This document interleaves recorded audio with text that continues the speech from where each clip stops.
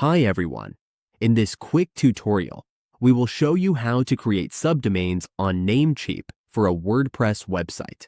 Subdomains help organize different sections of your site, like a blog, shop, or test environment. With subdomains, it's easier to manage different WordPress installations under the same domain. Let's get started. First, open your browser. Go to namecheap.com.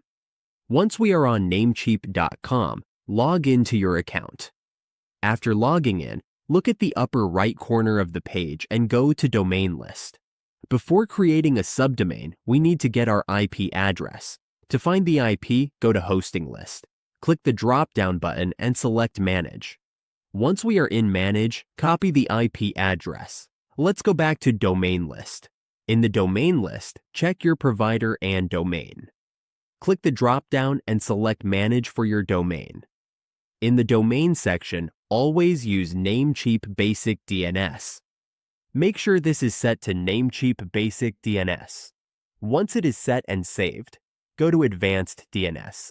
In Advanced DNS, we will add a record. Click this A record.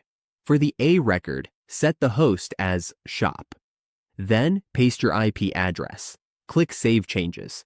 It usually takes 30 minutes to 1 hour for this to activate. Once activated, your new subdomain will be ready to use.